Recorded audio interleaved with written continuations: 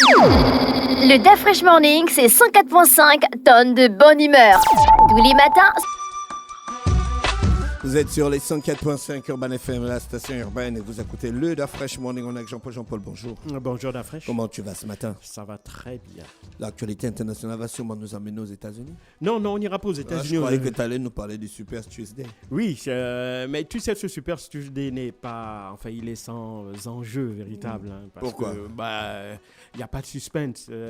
Même si Nikki Haley a remporté sa première victoire aux primaires dans l'État de Washington, mais elle reste encore loin derrière Donald Trump, qui est le candidat archi-favori. C'est la même chose aussi chez les démocrates, aussi c'était le Super Tuesday là-bas.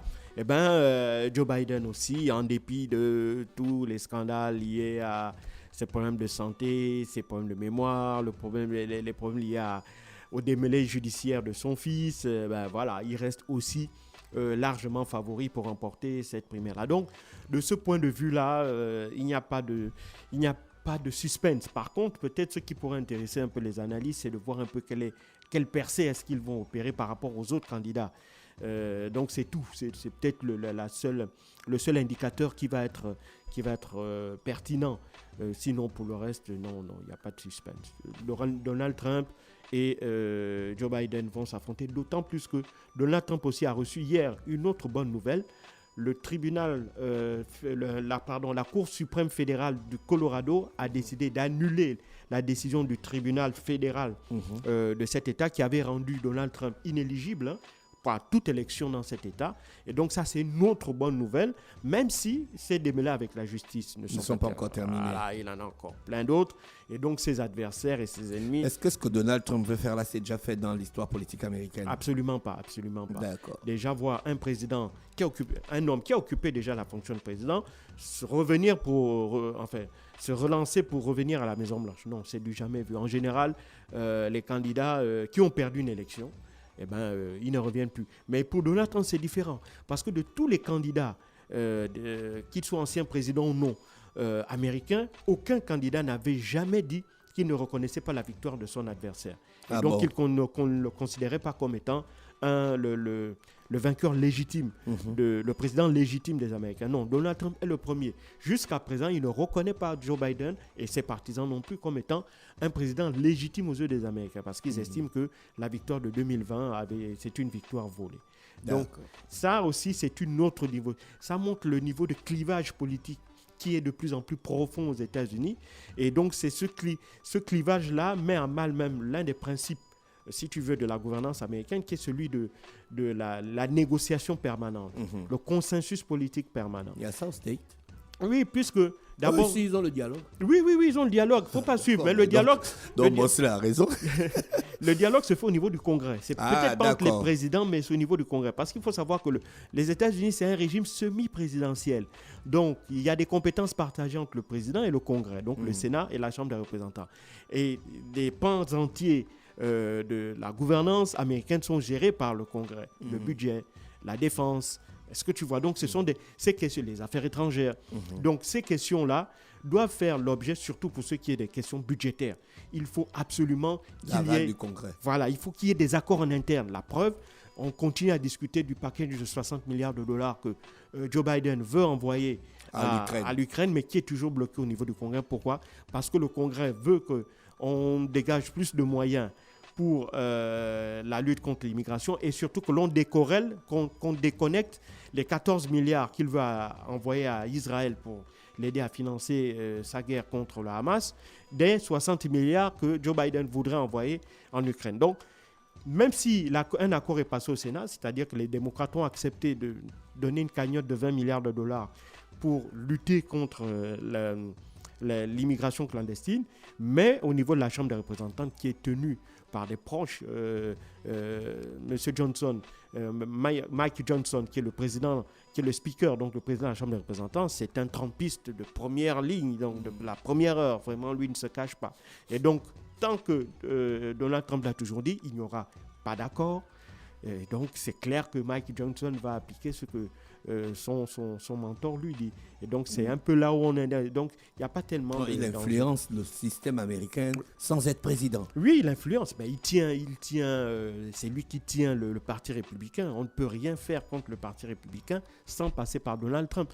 Tous ceux qui ont essayé, que ce soit la fille de Dick Cheney, en passant par le défunt, comment il s'appelle, le nom me reviendra, l'homme politique, enfin l'ancien même astronaute là, qui était contre vraiment Donald Trump, le nom me reviendra, mais toutes ces personnalités là qui ont essayé de s'opposer, et maintenant Nikki Haley, qui essayent de s'opposer à Donald Trump, sont systématiquement soit ostracisés, soit sont obligés même de quitter le Parti républicain. D'accord. Donc notre sujet du jour, c'était quoi? On va en Suisse, où l'ancien ministre Yahya Jammeh, qui était au pouvoir en Gambie. Yahya Jammeh, il était en Gambie, il était président. Il était président en Gambie. Et donc, son ancien bras droit, Ousmane Sonko, à ne pas confondre avec l'homme politique sénégalais, Ousmane Sonko, l'ancien ministre de l'Intérieur, l'ancien commandant de la garde royale et ancien commandant de la police gambienne. Donc, Ousmane Sonko, lui, avait quitté le pouvoir à la suite du départ de Yahya Jammeh après sa défaite aux élections présidentielles de cette année-là. Et il avait donc décidé d'aller se réfugier en Suisse. Et là-bas, il s'était installé dans une petite ville près de Berne. Et là-bas, des compatriotes qui résidaient dans cette même ville-là l'ont reconnu et donc avaient interpellé une ONG. Ils avaient interpellé une ONG qui s'appelle Trial. Et cette ONG est spécialisée dans la traque de personnalités qui sont soupçonnées d'avoir commis des crimes contre l'humanité ou des violations des droits humains. Et donc, c'est dans ce cadre-là que Ousmane Sonko a été interpellé. Mais on se demande, mais pourquoi est-ce que la justice suisse arrête une personne de nationalité gambienne, un citoyen gambien, pour des crimes qui ont été commis en Gambie. La Gambie, ce n'est pas la Suisse. Ils n'ont même aucun lien juridique. Et donc, pourquoi est-ce que la justice gambienne arrête Ousmane Sonko et le juge pour des faits qu'il aurait commis dans son pays d'origine en Afrique?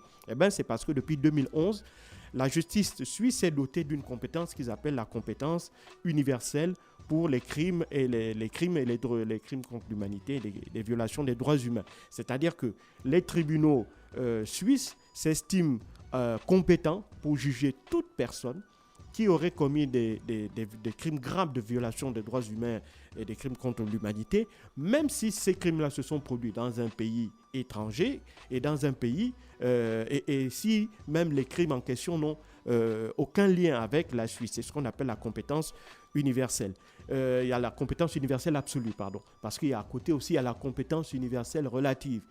La différence, c'est que pour la compétence universelle relative, le tribunal en question ne poursuit l'individu que si celui-ci se trouve résident sur son territoire. On prend un exemple, c'est ce que le Sénégal avait fait avec la Cour spéciale africaine qu'elle avait mise en place et pour laquelle on avait jugé Hissène Habré.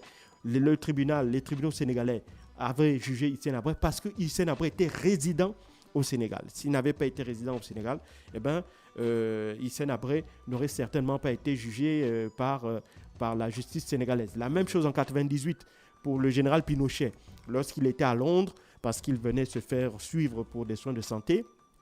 Une plainte avait été déposée par les tribunaux, dans les tribunaux anglais, au nom de la compétence universelle. Et donc, les tribunaux avaient donc arrêté le général Pinochet, l'avait jugé. Maintenant, il y avait une bataille féroce juridique sur la reconnaissance de la compétence universelle des tribunaux anglais. Et en réalité, pour des raisons purement politiciennes, Pinochet avait pu s'en sortir et il avait pu regagner le Chili sans être condamné. Mais ça, ce sont les deux grands faits en matière de justice universelle, c'est comme ça qu'on l'appelle.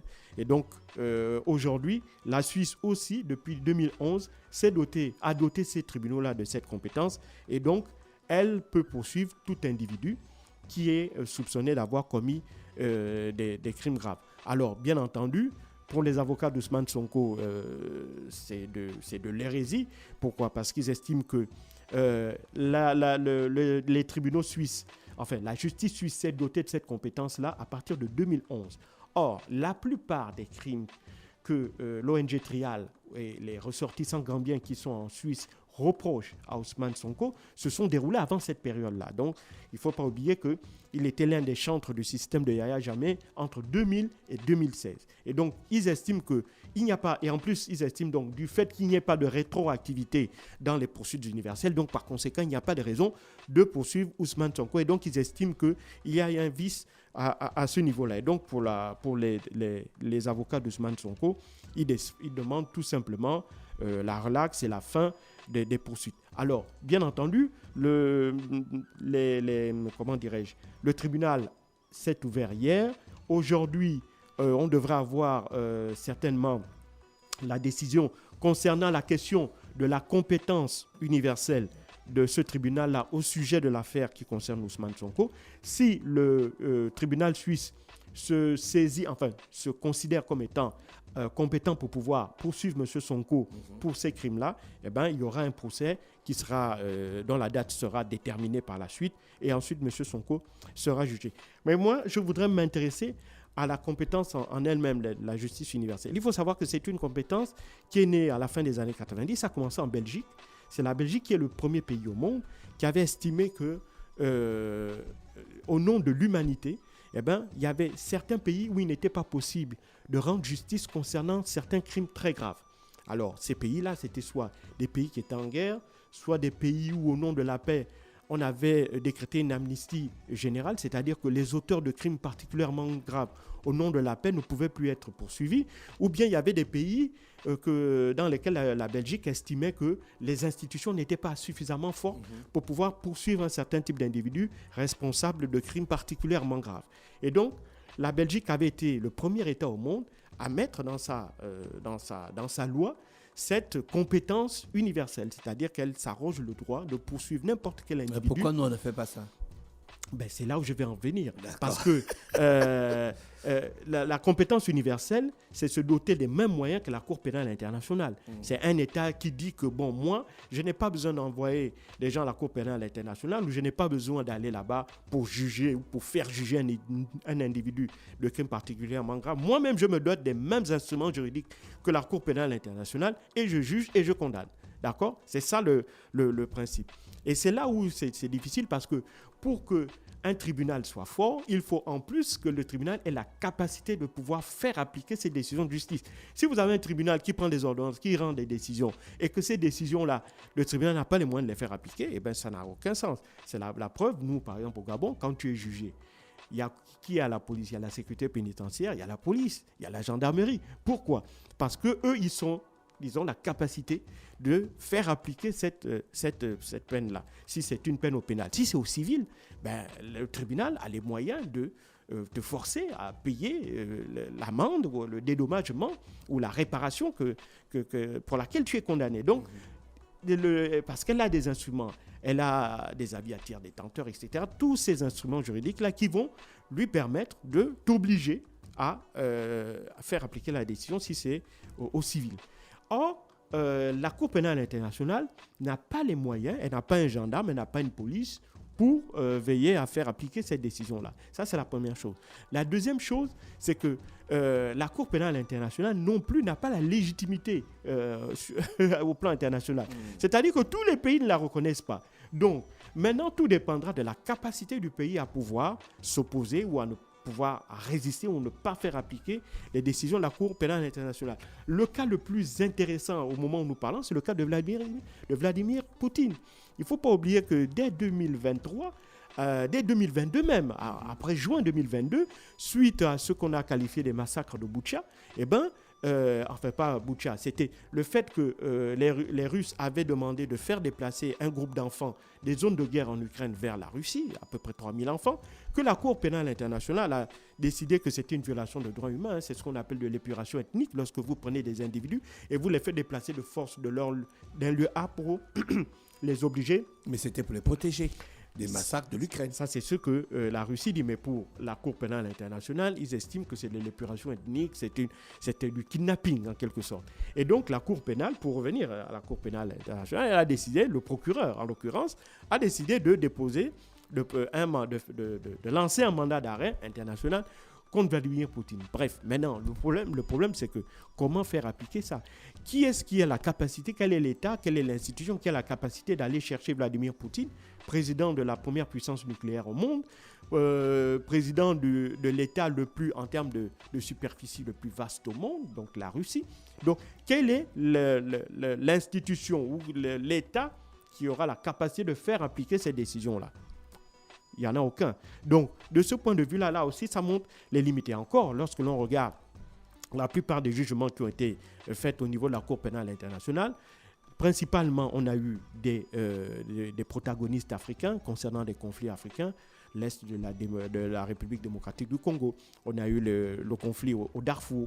Donc, c'est des conflits qui ont eu lieu essentiellement. On a eu Laurent Gbagbo aussi, qui avait été traduit devant cette cour-là. Et donc, on n'a que essentiellement des protagonistes africains. Les seuls Européens, c'était les anciens de la Serbe, là, Slobodan Milosevic et Ratko Mladic. Ce sont les seuls blancs européens qui sont passés dans cette cour pénale internationale. Et encore, parce que ce sont des nationalistes serbes, et les nationalistes serbes sont considérés par les Occidentaux comme étant des proches des Russes. Donc, c'est à cause de ça, en réalité, qu'on les a traduits là-bas. C'est ça le fond de l'histoire. Mais si c'était pro-Union européenne, pro-Occidentaux, je ne pense pas qu'ils auraient été traduits devant cette Cour pénale internationale. Donc, on est dans cette situation-là où la compétence universelle aussi a cette même limite que la Cour pénale internationale. C'est-à-dire que la Belgique n'a donc pas la capacité de traduire tous les individus, n'importe quel individu devant ces tribunaux au nom de la compétence universelle. Un cas patent, c'est le cas de George W. Bush. Il ne faut pas oublier qu'en 2004, cet homme américain a décidé d'envahir un pays souverain, l'Irak, au nom pour des raisons qui sont, on le sait aujourd'hui, totalement fallacieuses. On a accusé l'Irak de détenir des armes de destruction massive, armes que l'Irak n'avait pas. Conclusion, plus de 300 000 morts. Un pays qui n'arrive toujours pas à se relever jusqu'aujourd'hui, un pays totalement dévasté et qui a du mal à se relever jusqu'aujourd'hui. Et donc, aucun Américain n'a jamais fait l'objet de la moindre poursuite, ni par les tribunaux américains, ni par des tribunaux internationaux. D'accord ?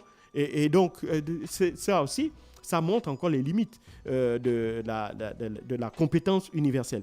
Donc, bref, c'est un nouveau procès, on ne sait pas encore, on attend le résultat d'aujourd'hui. Si la justice suisse va dire qu'elle va décider de juger M. Ousmane Sonko au nom de la compétence universelle. Mais c'était juste pour rappeler à nos auditeurs que c'est un principe juridique qui veut lutter contre l'impunité de certains auteurs face à certains crimes. Mais tout ça, ça reste d'abord de la rhétorique, de la pure rhétorique juridique. Dans les faits, il y a toujours des États, notamment des États puissants, qui seront toujours en capacité de pouvoir se soustraire à la justice internationale. Un autre cas aussi très intéressant, c'est Israël.